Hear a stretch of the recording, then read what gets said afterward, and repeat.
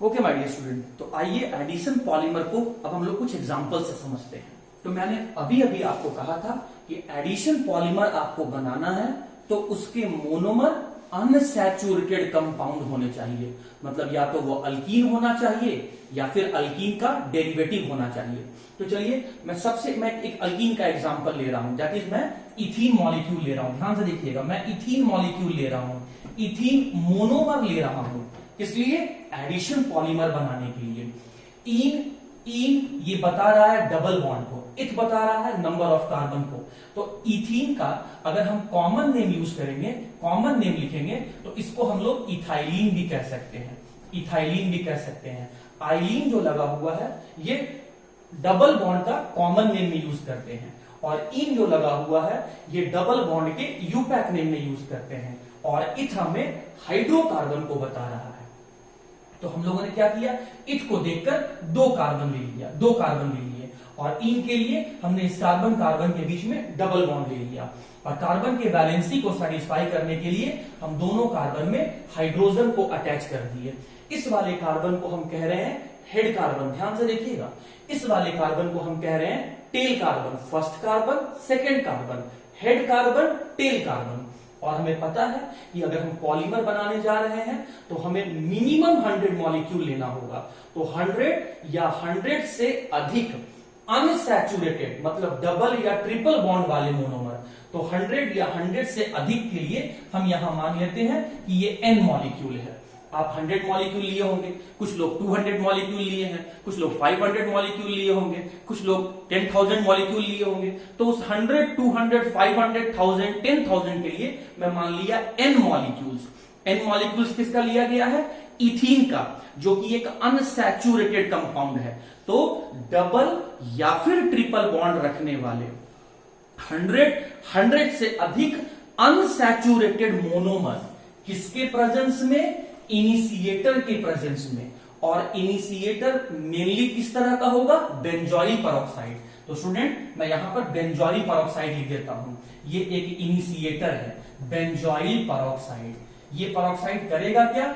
ये benzoyl peroxide pi bond को dissociate करेगा, पाई बॉन्ड को डिसोसिएट करेगा और दो नया सिग्मा बॉन्ड का फॉर्मेशन करेगा। तो इनिशिएटर के प्रेजेंस में, और साथ ही साथ हमें मैकेनिज्म का नाम भी याद रखना है कि ये किस मैकेनिज्म से बनेगा। मैं अभी एग्जांपल से इसको सारा कुछ बताऊंगा, मैकेनिज्म का अभी आपको नाम भी याद रखना है। तो मैकेनिज्म का नाम है free radical mechanism, free radical mechanism, free radical mechanism, free radical mechanism.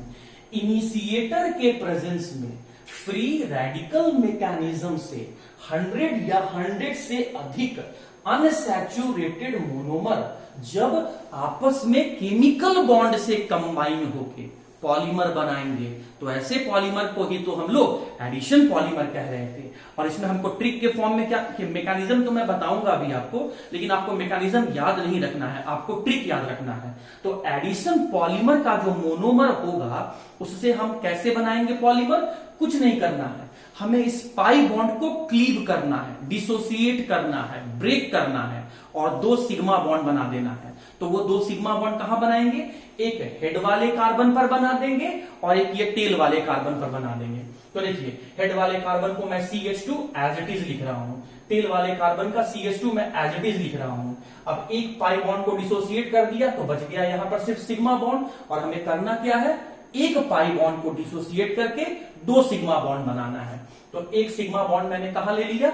Head वाले कार्बन पे। एक सिग्मा बॉन्ड मैंने कहां ले लिया? टेल वाले कार्बन पर। तो आप देख सकते हैं ये पाई बॉन्ड को डिसोसिएट किया गया और दो नया सिग्मा बॉन्ड बनाया गया। और आप जितना मॉलिक्यूल लिए होंगे इस मॉलिक्यूल में आप यहां पर वो नंबर लिख देंगे। अगर आप 100 लिए हैं तो आप यहां पर 100 लिखेंगे नीचे में, अगर आप यहां 200 लिए हैं तो नीचे में 200 लिखे हैं। मैं यहां पर n मॉलिक्यूल लिया हूं तो मैं यहां पर n मॉलिक्यूल ऐसे लिख दिया। अब इसका नाम लिखना है। तो देखिए, पॉलीमर का नाम लिखने के लिए सबसे पहले तो आप यहां पर पॉलीवर्ड यूज कर, क्योंकि आपने पॉलीमर बनाया है तो आप पॉलीवर्ड यूज कर दीजिए। पॉलीवर्ड के बाद जो मोनोमर का नाम है उसी नाम को आपको रिपीट कर देना है। तो मोनोमर का नाम क्या है? इथीन। तो इसका पॉलीमर का नाम क्या हो गया? पॉलीइथीन या फिर पॉलीइथाइलिन।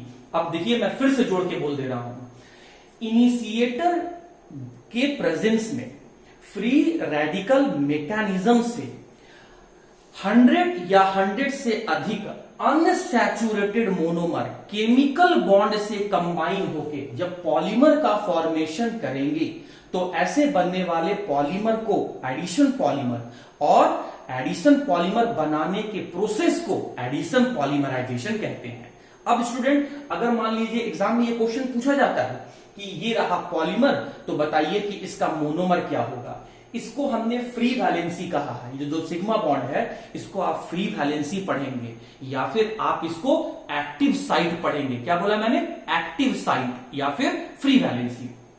तो अगर पॉलीमर से उसका मोनोमर पहचानना है तो दोनों फ्री वैलेंसी को हटाइए और इसके जगह में यहां पर एक पाई बॉन्ड बना दीजिए। तो इस पॉलीमर से मोनोमर बनाना मैं आपको सिखा दिया और मोनोमर से पॉलीमर बनाना भी मैंने आपको सिखा दिया। बहुत इंपॉर्टेंट है, आपके बोर्ड एग्जाम में कई बार पूछा गया क्वेश्चन है। पॉलीमर दे देगा और पूछेगा बताओ उसका मोनोमर क्या है, उसका स्ट्रक्चर क्या है, और साथ ही साथ उसका नाम भी आपको लिखना होगा उसके यूज के साथ। मैं और भी एग्जाम्पल यहां पर डिस्कस करने जा रहा हूं। तो स्टार्टिंग में मैंने अल्कीन ले लिया, अब मैं अल्कीन का डेरिवेटिव लूंगा। डेरिवेटिव आप लोग जानते हैं, मैं क्लास में डिस्कस कर चुका हूं। तो अल्कीन का डेरिवेटिव लूंगा, हाइड्रोजन को हटा के मैं अलग अलग ग्रुप को जोड़ने जा रहा हूं। आप फोकस कीजिएगा स्टूडेंट। तो मैं क्या किया, इस इथीन मॉलिक्यूल में से कोई भी एक कार्बन, चाहे वो हेड वाला कार्बन हो या टेल वाला कार्बन हो, उसमें प्रेजेंट जो 2 हाइड्रोजन है उसमें से एक हाइड्रोजन को मैंने हटा दिया तो फ्री वैलेंसी आ गया। और अब इस फ्री वैलेंसी में मैं यहां पर मिथाइल ग्रुप को जोड़ दिया तो इसका नाम क्या हो गया? 3 कार्बन है, इसीलिए 3 कार्बन के लिए कहा गया प्रोप और डबल बॉन्ड के लिए कहा गया ईन। और अगर मैं पॉलीमर बनाना है तो मोनोमर का नंबर कितना लेना होगा? 100 या 100 से अधिक। तो वो 100 और 100 से अधिक के लिए मैं यहां पर n मॉलिक्यूल ले लिया। कैसे पढ़ेंगे? n molecule of unsaturated monomer propene. और हमें याद रखना है कि इस मोनोमर से पॉलीमर बनाने का प्रोसेस को कौन स्टार्ट करेगा? इनिशिएटर। इनिशिएटर के रूप में हम लोग मेनली क्या लेते हैं? या तो बेंजोइल पेरोक्साइड या फिर टर्शियरी ब्यूटाइल पेरोक्साइड। तो चलिए इस बार मैं यहां पर टर्शियरी ब्यूटाइल पेरोक्साइड यूज कर दे रहा हूं। मैं यहां पे टर्शियरी ब्यूटाइल पेरोक्साइड यहां पर यूज कर रहा हूं। और मैकेनिज्म का नाम क्या है स्टूडेंट? Free radical mechanism. मैं शॉर्ट में लिखा हूं, आप पूरा लिखेंगे, फ्री रेडिकल मैकेनिज्म। अच्छा, अब मुझे करना क्या है कि जब मुझे अनसैचुरेटेड मोनोमर से एडिशन पॉलीमर बनाना है तो हमें ट्रिक याद रखना है कि एक पाई बॉन्ड को डिसोसिएट करके 2 सिग्मा बॉन्ड बनाना है। वो सिग्मा बॉन्ड हमें कहां पर बनाना है? एक हेड वाले कार्बन पे और एक टेल वाले कार्बन पे। ब्रांच को बिल्कुल टच नहीं करना है। तो मैंने क्या किया, पहले हेड वाला कार्बन लिखा, उसके बाद फिर मैं टेल वाला कार्बन लिखा। 2 बॉन्ड में से पाई बॉन्ड तो डिसोसिएट ही हो गया है, तो सिर्फ सिग्मा बॉन्ड बचा हुआ है और ब्रांच में क्या लगा हुआ है? मिथाइल ग्रुप लगा हुआ है। अब हमें क्या करना है? जिस पाई बॉन्ड को हमने डिसोसिएट किया उसकी जगह में 2 सिग्मा बॉन्ड बनाना है। तो एक सिग्मा बॉन्ड हम हेड वाले कार्बन पर लगा दिए और एक सिग्मा बॉन्ड हम टेल वाले कार्बन पे बना दिए। और इसको हमने क्या बोला? ये है फ्री वैलेंसी या फिर ये है एक्टिव साइट। जितना मॉलिक्यूल्स आप यहां लिए हैं स्टार्टिंग में, उतना ही मॉलिक्यूल्स को आप यहां पर होल करके यहां नीचे लिख देंगे। अगर आप 100 मॉलिक्यूल लिए हैं तो ये 100 टाइम रिपीट होगा।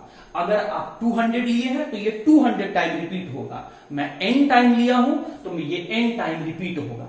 अब इसका नेमिंग कैसे करेंगे? तो ये पॉलीमर बना हुआ है, तो पॉलीमर के लिए सबसे पहले हम लोगों ने यहां पर पॉली वर्ड यूज कर दिया और पॉली के बाद उसका जो मोनोमर है उसी नाम को लिख देंगे। तो मोनोमर क्या है? प्रोपीन। तो यहां इसका नाम क्या हो गया? पॉलीप्रोपीन।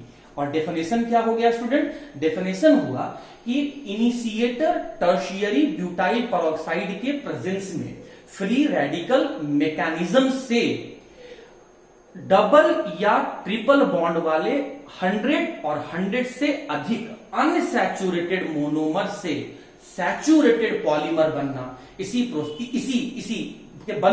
को हम लोग एडिशन पॉलीमर कहते हैं। और एडिशन पॉलीमर बनाने के प्रोसेस को एडिशन पॉलीमराइजेशन कहते हैं। आइए और भी एग्जांपल देखेंगे, लेकिन उससे पहले मोनोमर से तो पॉलीमर बनाना मैंने बता दिया कि एक पाई बॉन्ड को डिसोसिएट कीजिए और 2 नया सिग्मा बॉन्ड बना दीजिए, एक हेड वाले कार्बन पे, एक टेल वाले कार्बन पे। अगर पॉलीमर से आपको मोनोमर बनाना होगा तो आप क्या करेंगे, ये दोनों फ्री वैलेंसी को हटाइए, ये दोनों एक्टिव साइड को हटाइए और यहां पर पाई बॉन्ड का फॉर्मेशन कर दीजिए। तो इस तरीके से पॉलीमर बना हुआ पॉलीमर से मोनोमर को भी आप पहचान सकते हैं और मोनोमर से ये पॉलीमर को भी आप पहचान सकते हैं।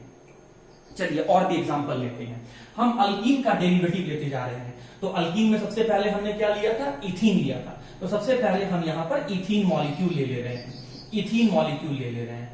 अब हमें अल्कीन का डेरिवेटिव बनाना है, तो इसमें से मैं एक हाइड्रोजन को रिमूव किया। वो हाइड्रोजन आप हेड वाले कार्बन से भी रिमूव कर सकते हैं, टेल वाले कार्बन से भी रिमूव कर सकते हैं।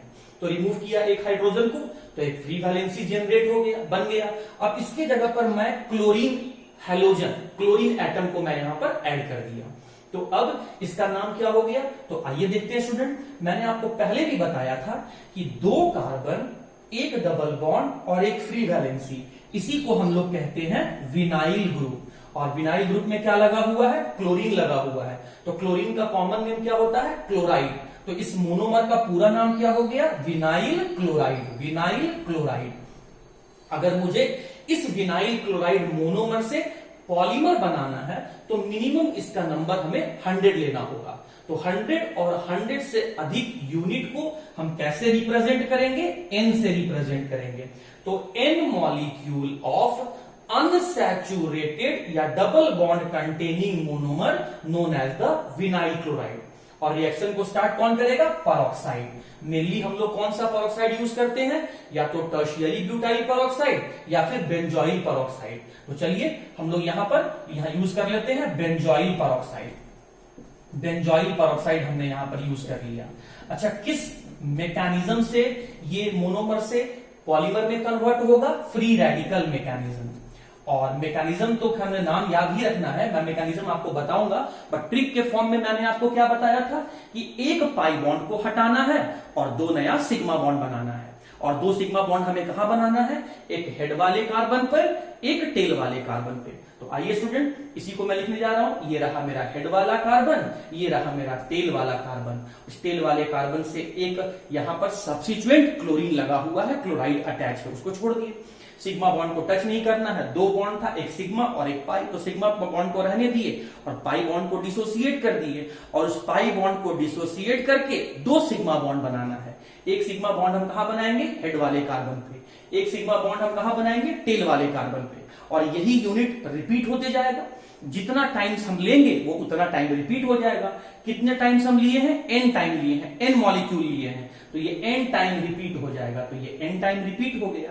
अच्छा, अब इसका नेम कैसे क्या होगा, तो नेम तो पॉलीमर है, तो अगर ये पॉलीमर है तो वर्ड पॉली तो यूज होगा ही होगा। और जो मोनोमर का नाम होगा वही नाम हमें यहां पर लिख देना है। तो ये मोनोमर का नाम क्या है, विनाइल क्लोराइड। तो इसका पूरा नाम क्या हो गया, poly vinyl chloride, poly vinyl chloride. इसको शॉर्ट में हम लोग पीवीसी भी कहते हैं, जिसको शॉर्ट में हम लोग पीवीसी भी कहते हैं। और अगर हमें पॉलीमर से मोनोमर बनाना होगा तो क्या करेंगे, इन दोनों फ्री वैलेंसी को, इन दोनों एक्टिव साइड को हटाएंगे और इसके बीच में पाई बॉन्ड बना देंगे। तो पॉलीमर से मोनोमर बन गया और मोनोमर से पॉलीमर भी बन गया। अच्छा, डेफिनेशन क्या बोलेंगे, तो बोलेंगे इनिशिएटर के प्रेजेंस में फ्री रेडिकल मैकेनिज्म से डबल या ट्रिपल बॉन्ड वाले, मतलब अनसैचुरेटेड मोनोमर्स, कितना 100 या 100 से अधिक अनसैचुरेटेड मोनोमर जब आपस में केमिकल बॉन्ड से कंबाइन होकर सैचुरेटेड पॉलीमर का फॉर्मेशन करेंगे तो ऐसे बनने वाले पॉलीमर को हम लोग एडिशन पॉलीमर, और एडिशन पॉलीमर बनाने के प्रोसेस को हम लोग एडिशन पॉलीमराइजेशन कहेंगे। अच्छा स्टूडेंट, एक बात आप और देखिए, इसको हम लोग रिएक्टेंट मॉलिक्यूल कह सकते हैं। ये इनिशिएटर है, ये मैकेनिज्म का नाम है, और ये तो प्रोडक्ट है। तो आप क्या देख रहे हैं, यहां पर सिर्फ एक ही प्रोडक्ट बन रहा है, मतलब सिर्फ मेन प्रोडक्ट बन रहा है, बाई प्रोडक्ट तो यहां नहीं बन रहा है। बाई प्रोडक्ट देखिए कहीं नहीं बन रहा है। ये रिएक्टेंट मॉलिक्यूल, ये प्रोडक्ट मॉलिक्यूल, और प्रोडक्ट मॉलिक्यूल में सिर्फ हमें एक ही टाइप का दिख रहा है, तो इसका मतलब ये मेन प्रोडक्ट है, बाई प्रोडक्ट यहां कुछ नहीं बना है। इसमें देख लीजिए, ये आपका रिएक्टेंट मॉलिक्यूल, ये आपका इनिशिएटर, ये मैकेनिज्म का नाम है, और ये प्रोडक्ट मॉलिक्यूल। सिर्फ एक ही टाइप का, एक प्रोडक्ट नहीं, एक ही टाइप का प्रोडक्ट मॉलिक्यूल हमें दिख रहा है, और कोई हमें यहां पर बाई प्रोडक्ट नहीं दिख रहा है। तो इसको भी देखिए हम लोग कैसे जोड़ रहे हैं डेफिनेशन में। इनिशिएटर के प्रेजेंस में फ्री रेडिकल मैकेनिज्म से 100 और 100 से अधिक अनसैचुरेटेड मोनोमर जब आपस में केमिकल बॉन्ड से कंबाइन करके सैचुरेटेड पॉलीमर बनाते हैं, बिना कोई बाई प्रोडक्ट बने हुए, बहुत इंपॉर्टेंट पॉइंट है, बिना कोई बाई प्रोडक्ट बने हुए, तो ऐसे बनने वाले पॉलीमर को हम लोग एडिशन पॉलीमर कहते हैं, और एडिशन पॉलीमर बनाने के प्रोसेस को एडिशन पॉलीमराइजेशन कहते हैं। अगला question, how will you identify that this is the addition polymer? आप कैसे पहचानोगे कि ये एडिशन पॉलीमर है? तो देखिए इसका 3-4 रीजन आपको क्या देना है कि इस पॉलीमर को बनाने के लिए हमने इनिशिएटर यूज किया है, इस पॉलीमर के बनने में फ्री रेडिकल मैकेनिज्म यूज हुआ है, एंड वेरी इंपॉर्टेंट, इस पॉलीमर का जो मोनोमर है वो अनसैचुरेटेड कंपाउंड है, इसीलिए इसे हम एडिशन पॉलीमर कहेंगे। मैं फिर से रिपीट कर रहा हूं, मैं चार आपको पॉइंट्स बताऊंगा, 4 point to identify, to prove that this is the addition polymer. मैं आपको 4 रीजन दे रहा हूं ये प्रूफ करने के लिए कि ये बना हुआ पॉलीमर जो है वो एडिशन पॉलीमर है। पहला पॉइंट क्या, ये इनिशिएटर के प्रेजेंस में हुआ है, बना है, फ्री रेडिकल मैकेनिज्म से बना है, इसका मोनोमर अनसैचुरेटेड कंपाउंड है, और यहां कोई भी बाई प्रोडक्ट नहीं बना है। अगर ये 4 कंडीशन में से कोई भी एक कंडीशन है, या फिर चारों कंडीशन आपको दिख रहा है, तो ये कंफर्म है कि ये एडिशन पॉलीमर है। इनिशिएटर क्या है? इनिशिएटर क्या है आपका? यहां पर इनिशिएटर, यहां पर क्या है? बेंजोइल पेरोक्साइड, मतलब इनिशिएटर यूज हुआ है किस मैकेनिज्म से? फ्री रेडिकल मैकेनिज्म से। मोनोमर का नेचर कैसा है? अनसैचुरेटेड कंपाउंड्स है, और पॉलीमर जो बना है वो विदाउट एनी बाई प्रोडक्ट से बना है।